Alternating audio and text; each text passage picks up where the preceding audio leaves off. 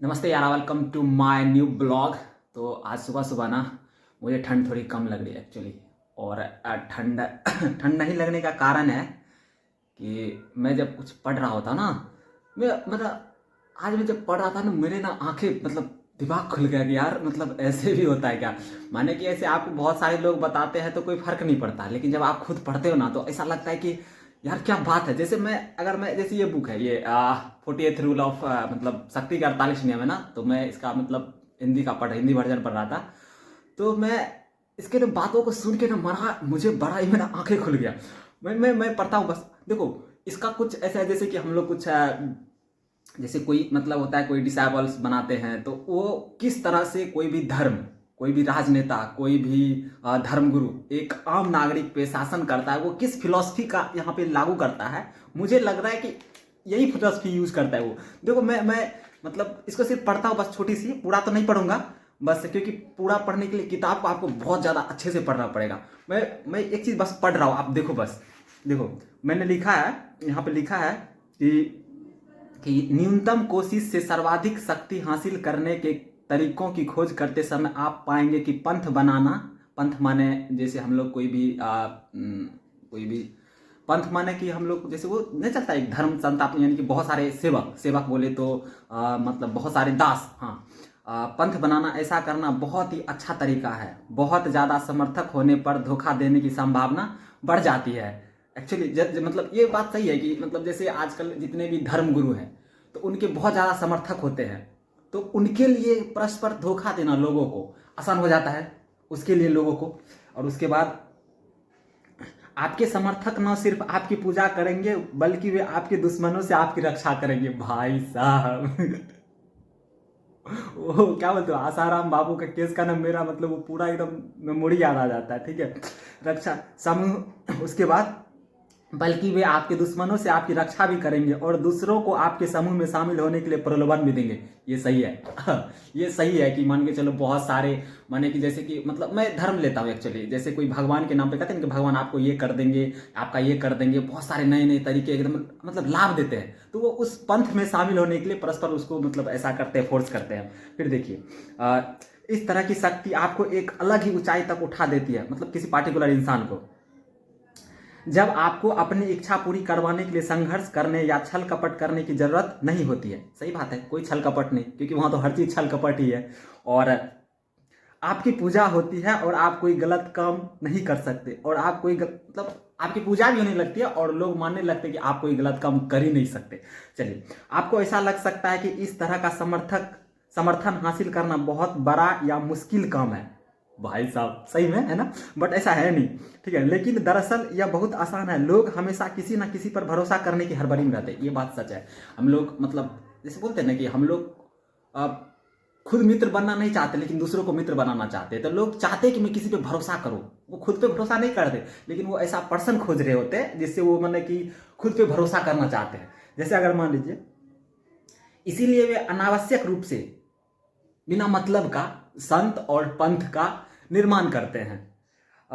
इस विश्वास करने की आदत का लाभ उठाए, माने कि ये बुक ना धोखेबाजी सिखा रहा है एक्चुअली, बट है अगर आपके साथ कोई मतलब चीट कर रहा है तो आप उसका अंदाजा लगा सकते हो।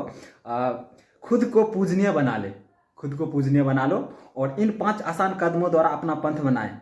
माने कि अब जिसमें 5 कदम के बारे में दिया गया, मैं नहीं पढ़ूंगा, मतलब बहुत सारा बड़ा, क्योंकि अगर इसको पढ़ने के लिए ना आपको इसका बुक ही पढ़ना पड़ेगा। आप शक्ति का 48 नियम पढ़ सकते हैं, तो अभी अपने को बहुत सारा काम है।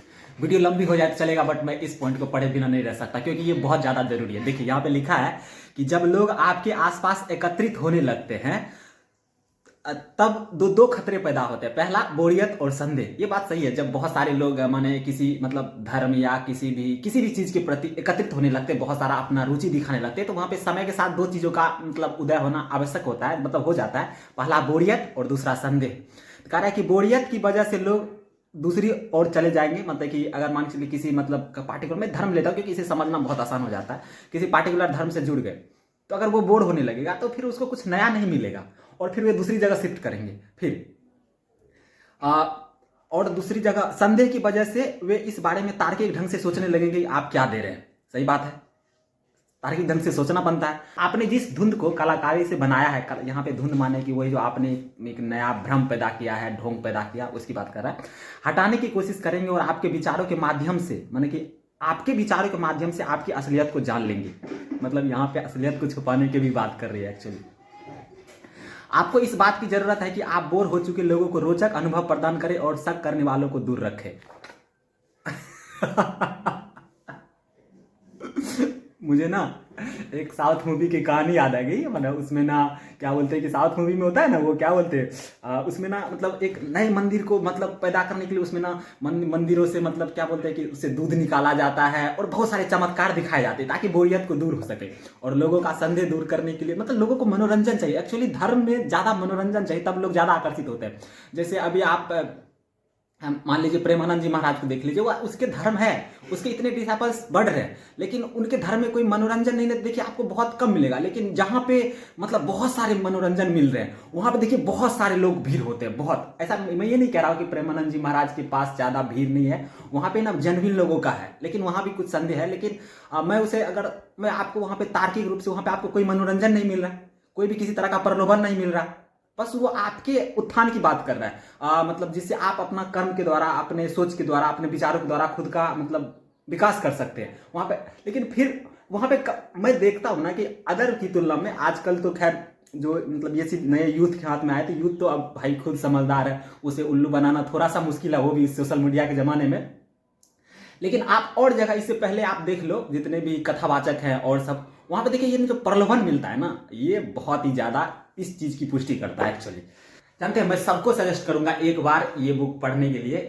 ऐसा इसलिए बोल रहा हूं मैं कि इसमें ना आपको मतलब ऐसा बुक पढ़ के आपको लगेगा कि ये आपको चीटर बना रहा है एक्चुअली ये बुक, और ये सच में है, चीटर बनाता है। लेकिन अगर आप सच्चे हृदय वाले हो तो ये भी जरूरी होता है कि आपको कोई मत के चलो मतलब चीट ना कर पाए। जैसे एक संदीप महेश्वरी सर का एक कोट है, माना कि वो कहते हैं कि आपको बड़ा इसलिए नहीं बनना है कि आपको लोगों को दबाना है, आपको बड़ा इसलिए बनना है कि लोग आपको दबा ना सके एक्चुअली।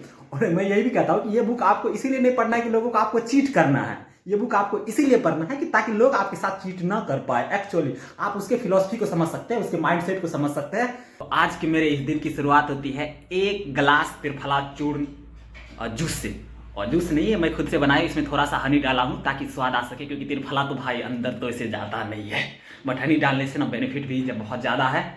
मैं इसमें आदरणीय श्री राजीव दीक्षित जी को फॉलो करता हूँ, और मुझे ठंडा नहीं लगने का यही कारण है, ये बहुत ही शरीर को अंदर से मतलब पुष्ट पुष्ट रखता है ना। खैर कोई बात नहीं, अभी पीता हुआ मजे आएगा एकदम। फाइनली अब मेरा ब्रेकफास्ट का समय हो गया है, और आज के ब्रेकफास्ट में जनरली मेरे लिए सब दिन यही होता है, मैं कुछ एक्स्ट्रा लेता ही नहीं। जस्ट सी, ये देखो, लेट्स सी क्लोजली।